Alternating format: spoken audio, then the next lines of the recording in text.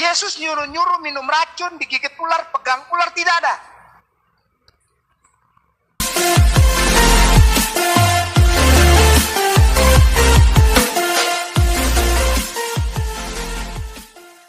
Ya, shalom teman-teman semua dan para sahabat yang saya kasihi dalam nama Tuhan Yesus.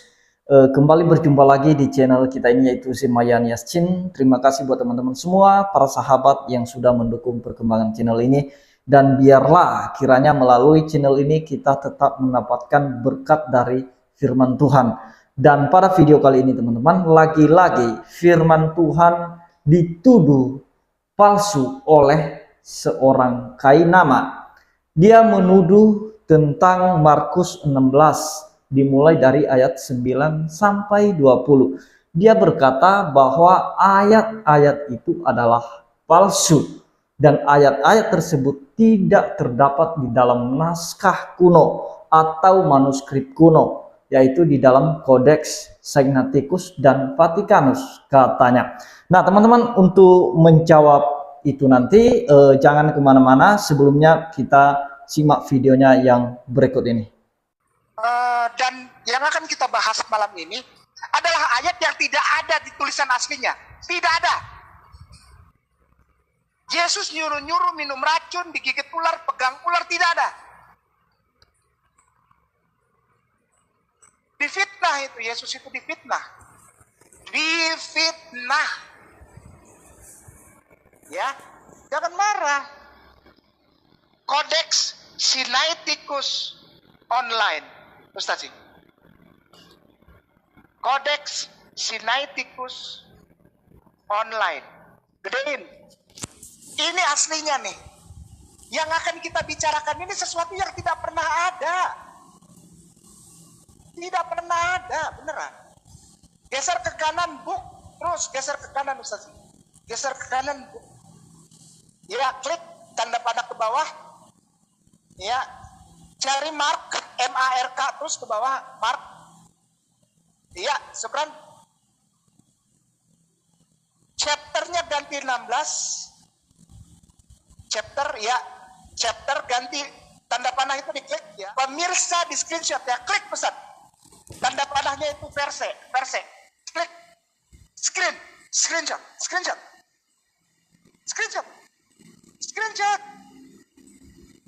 Cuma ada 8.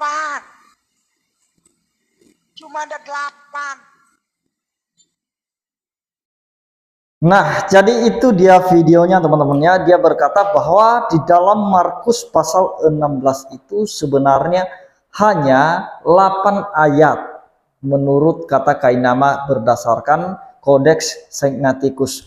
Nah, teman-teman, dia berkata bahwa orang Kristen memfitnah Yesus karena masalah minum racun itu, mengusir setan, memegang ular itu ditulis di ayat mulai dari 9 itu sampai 20, dan itu yang tidak ada di naskah kuno itu, manuskrip kuno itu. Nah teman-teman, kainama ini dia berpikir bahwa manuskrip perjanjian baru itu cuma hanya dua menurut dia. Dia tidak tahu bahwa salinan perjanjian baru itu atau manuskrip perjanjian baru itu bukan hanya dua, bukan hanya yang dia baca ini, melainkan ada ribuan.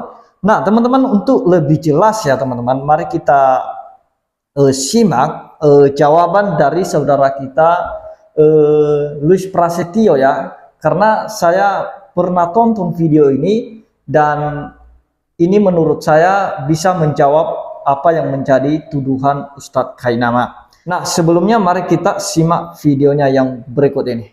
Dalam menjawab tuduhan ini, ada 5 hal yang harus kita ketahui. Pertama, naskah kuno perjanjian baru itu tidak hanya Codex Sinaiticus, tetapi ada naskah-naskah yang lain juga. Ada lebih dari 1.600 naskah bahasa Yunani dalam perjanjian baru yang masih terpelihara sampai saat ini. Yang terkenal diantaranya adalah Codex Alexandrinus dan Codex Washingtonianus. Kodeks ini berasal dari abad yang keempat dan abad yang kelima, dan semuanya berisi Markus 16 ayat 9-20. Dari ribuan naskah ini, hanya 2 naskah yang tidak berisi Markus pasal 16 ayat 9-20. Dan 2 naskah ini dijadikan rujukan untuk mengatakan bahwa Markus pasal 16 ayat 9-20 palsu. Saya rasa ini nggak fair, guys. Analoginya gini. Kalau Anda memiliki buku Undang-Undang Dasar 45 dan salinan buku Undang-Undang 1945 ini ada 1000 salinan yang berisi lengkap, lalu ada 2 buku yang salinannya tidak lengkap, mungkin karena salah kopi dan lain-lain. Lalu Anda memakai 2 buku ini untuk menjudge 1000 buku yang berisi lengkap tentang Undang-Undang Dasar, lalu mengatakan yang 1000 buku itu palsu. Kira-kira bisa nggak? Jelas enggak, guys. Ini namanya kurang baca buku. Ada 1600 manuskrip yang lengkap, tetapi dibaca hanya 2 buku yang nggak lengkap lagi. Kedua, kita harus tahu bahwa tidak adanya Markus 16 ayat 9-20 dalam Kodeks Sinaiticus bukan karena dipalsukan, tetapi memang karena tidak lengkap. Mengapa bisa demikian? Sebab memang naskah kuno ini ditemukan secara terpisah.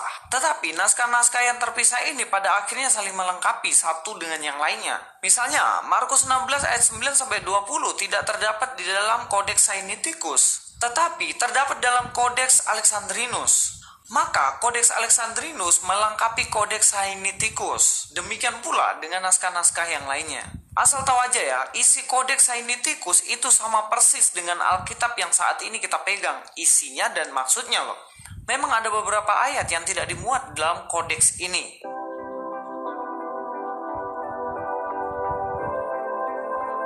Ketiga, kita harus tahu bahwa merujuk kepada Kodeks Sinaiticus tidak membuktikan bahwa Alkitab itu palsu. Sebab yang namanya dipalsukan itu berarti isi dan tujuan ayat itu berbeda sama sekali. Tetapi kan tidak ada perbedaan sama sekali maksud dan tujuan ayat-ayat di dalam Kodeks Sinaiticus dengan naskah-naskah yang lainnya. Bahkan tidak bertentangan sama sekali. Kalau palsu itu contohnya begini loh. Kan dalam Markus 16 ayat 6 dikatakan bahwa Yesus itu bangkit. Nah, kalau ada kitab yang datang kemudian lalu bilang Yesus itu tidak bangkit, ini baru namanya palsu. Karena isinya berbeda sama sekali dengan Kodeks Sinaiticus dan Kodeks Alexandrinus. Bahkan beda dengan 1600 naskah yang lainnya. Bisa paham kan? Keempat, kita harus tahu isi dalam Markus 16 ayat 9-20 yang menceritakan tentang Yesus menampakkan diri kepada para murid. Kisahnya pun sama dan tidak bertentangan dengan kisah dalam Injil yang lainnya. Misalnya dalam Injil Matius 28 ayat 16-20, Lukas pasal 24 dan Yohanes pasal 20-21.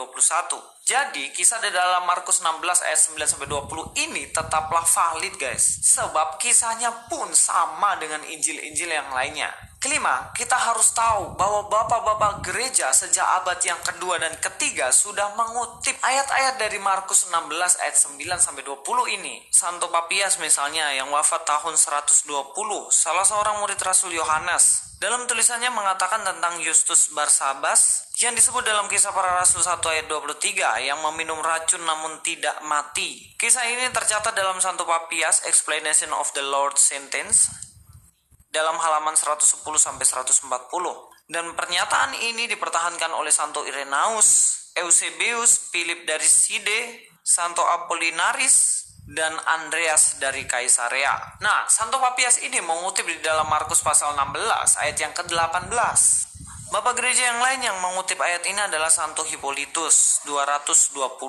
Santo Hippolytus menyatakan bahwa seseorang harus mengambil bagian dalam perjamuan Tuhan sebelum makan apapun yang lain, sebab jika mengambil bagian dengan iman maka bahkan jika racun maut atau dalam bahasa Yunaninya Thanasimon diberikan kepadanya, sesudah itu ia tak mendapat celaka. Santo Hippolytus menggunakan kata Yunani Thanasimon yang digunakan dalam Markus 16 ayat 18. Kalau Markus pasal 16 ayat 9-20 ini palsu, lalu mereka bagaimana bisa mengutip ayat ini? Kan nggak mungkin. Dengan argumentasi yang hanya memakai minim sekali referensi. Masihkah Anda percaya bahwa Markus 16 ayat 9-20 adalah palsu?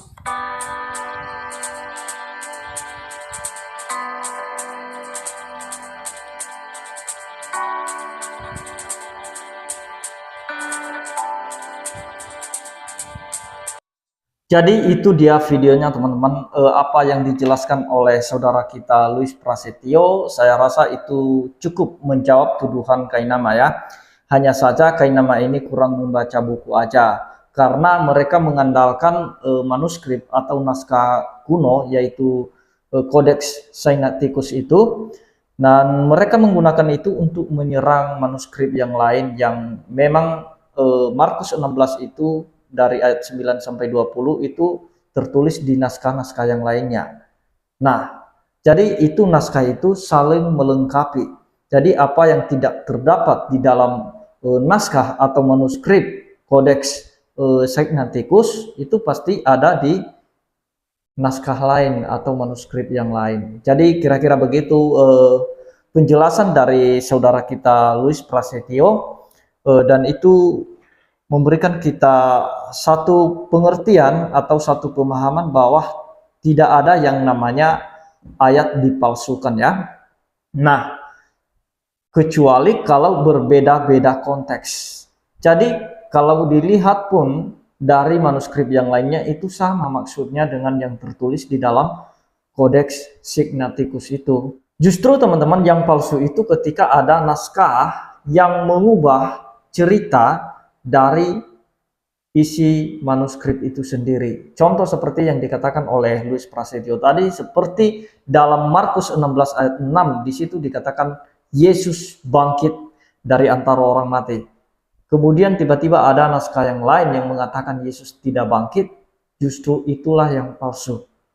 Nah, ketika ada kemudian nanti naskah atau tulisan yang bertentangan dengan teks tersebut atau ayat-ayat tersebut.